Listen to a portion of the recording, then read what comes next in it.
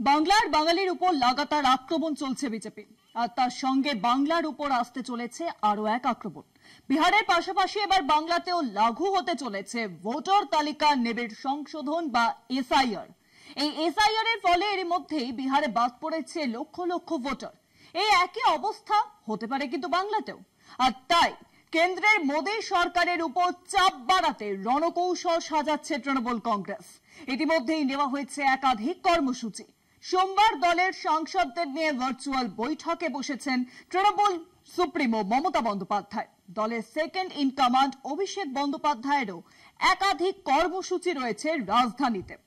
এই আন্দোলনকে এবার জাতীয় স্তরে ছড়িয়ে দিতে চায় তৃণমূল কংগ্রেস। তৃণমূলের ডাকে দিল্লিতে জোট বাঁধছে বিরোধীরা। একাধিক কর্মসূচিতে তৃণমূলের সক্রিয় উপস্থিতি জাতীয় রাজনীতিতে নজর কেড়েছে। তৃণমূলের লোকসভা এবং রাজ্যসভার সাংসদদের নিয়ে সোমবার দিল্লিতে এক গুরুত্বপূর্ণ ভার্চুয়াল বৈঠক করেছেন মুখ্যমন্ত্রী তথা দলের সুপ্রিমো মমতা বন্দ্যোপাধ্যায়। সংসদে বর্ষা অধিবেশন চলাকালীন নেত্রীর এই বৈঠক রাজনৈতিক দিক থেকে একাধিক কারণে যথেষ্ট তাৎপর্যপূর্ণ। বিহারে ভোটের আগে প্রকাশিত বিশেষ নিবিড় সংশোধিত ভোটার তালিকা নিয়ে এই মুহূর্তে উত্তপ্ত দেশের রাজনীতি।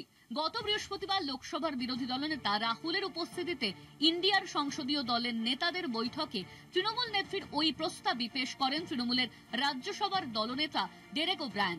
তা গৃহীত হয়। কেন্দ্রের উপর চাপ বাড়াতে রণকৌশল সাজাচ্ছে তৃণমূল।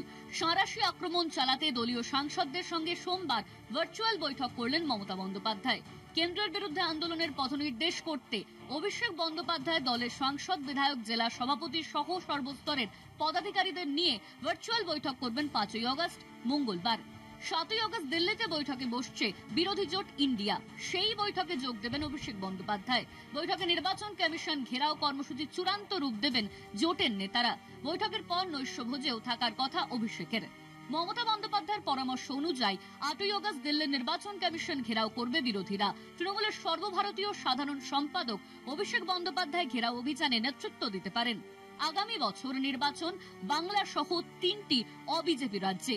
এসআইআর নিয়ে চূড়ান্ত কারচুপির ইস্যুটি সর্বভারতীয় স্তরে নিয়ে যেতে চাইছেন মমতা বন্দ্যোপাধ্যায়। এই ইস্যুতে সরব হয়েছে তামিলনাড়ু ও কেরলের শাসক দলও। এই দুই রাজ্যেও রয়েছে ভোট। মমতা বন্দ্যোপাধ্যায় তথা তৃণমূলের নেতৃত্বে তামিলনাড়ু ও কেরলের শাসক দল সহ গোটা ইন্ডিয়া জোট এসআইআর প্রক্রিয়া নিয়ে সরব হতে চাইছে। কলকাতা টিভি।